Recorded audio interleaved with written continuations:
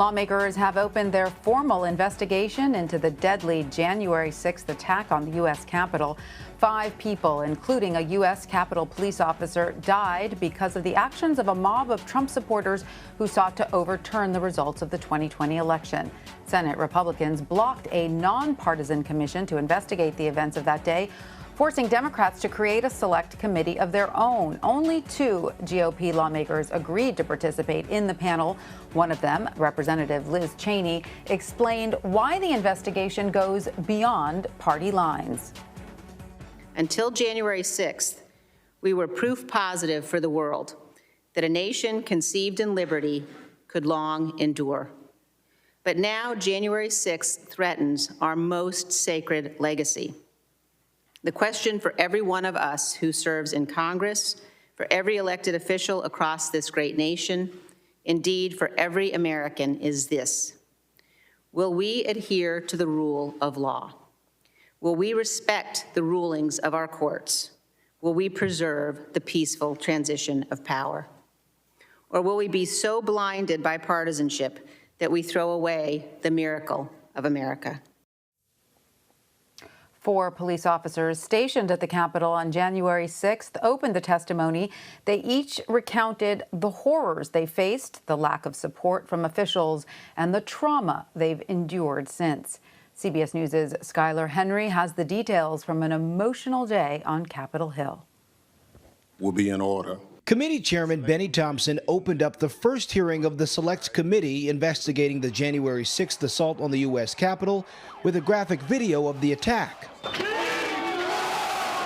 U.S. Capitol Police Officer Harry Dunn was breathing hard just watching the video. He's one of 4 officers injured in the attack who testified before the committee. And to be honest, physical therapy is painful and hard.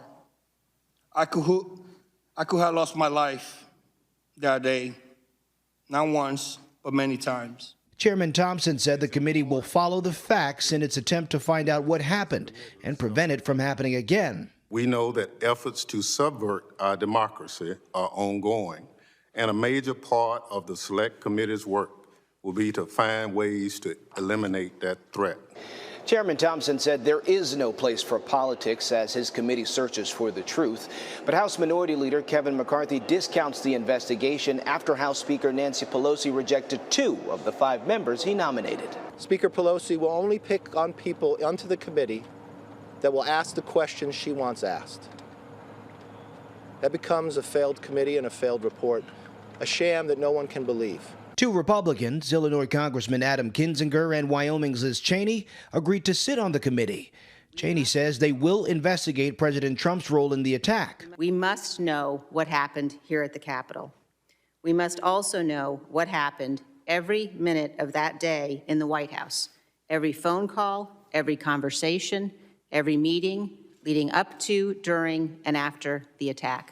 Several Republican House members have called on McCarthy to punish Cheney and Kinzinger for their decision. Skyler Henry, CBS News, Capitol Hill.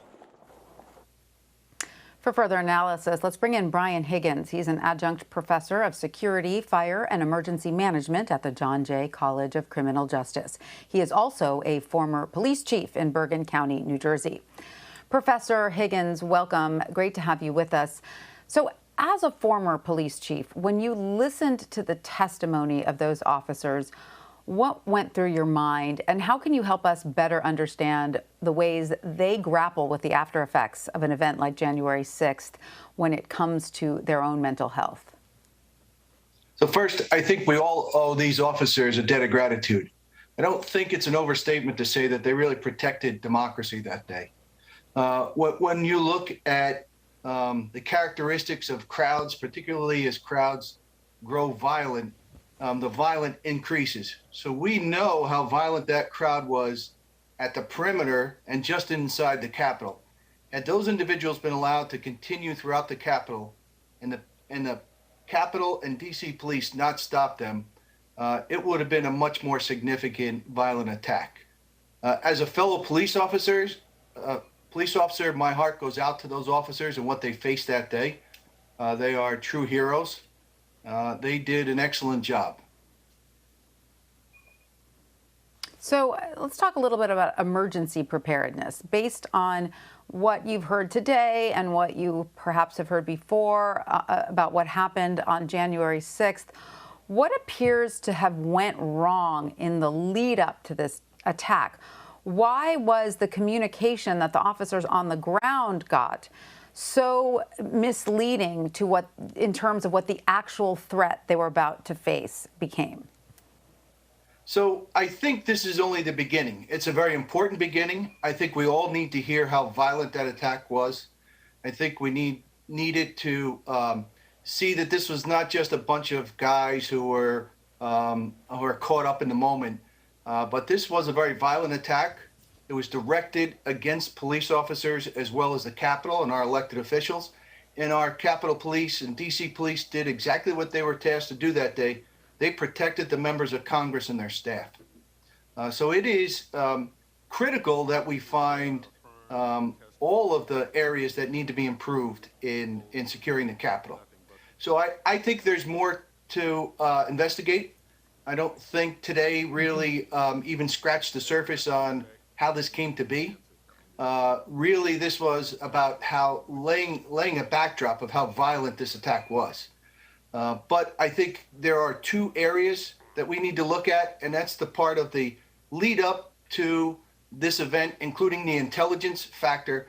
And there's also the long-term lead up of physical measures, equipment, and training for the officers that needs to be addressed. So I don't know that we have those answers yet, but I think this committee is on the right track. Right. And to your point, we heard at the end the officers asked the committee for help sort of updating the sorts of security tactics that are being used or utilized there at the Capitol. We heard one officer say, you know, we're stuck a little bit in a post 9/11 world. We need to sort of modernize and move forward. So hopefully that's something else that will come out of this hearing. But when you hear officers ask for that, explain for us, the layman, what are they talking about? Sort of post 9/11 security tactics versus the threats that they are now facing. So the threat against the United States from outside forces as well as inside is changing. We know that right after September 11th, our focus was, and the threat was, from foreign-born terrorists who would seek to get into our country and attack us. Now the focus is not that that threat has gone away, but one of the greater threats are homegrown violent extremists. Those people within our country, born and raised here, who are being influenced by whatever their ideology is. So what happens is we have focused, and apparently from what the Capitol Police have said, that the focus of the defense mechanisms in place at the Capitol, we're still focused on that post 9/11 beginning of the Department of Homeland Security, where the focus was all about foreign-born terrorists, when we need to really focus on homegrown violent extremists and homegrown terrorists. And is that something then that is being done sort of across the law enforcement landscape? I mean, here today we're talking about securing the U.S. Capitol building, but in terms of the entire U.S. security, network, is that a sort of a modernization that's taking place? It is, and it's much slower than many in law enforcement and the intelligence community would want. And it's very difficult. This is a huge change for us to put in the category of terrorists our own fellow U.S. citizens. And just because someone has a different political opinion or they have an even extreme opinion about how our government should run, it doesn't mean that they're a terrorist. But that does not mean that we don't have homegrown violent extremists who need to be listed in this category of terrorists. So that is one area that is changing.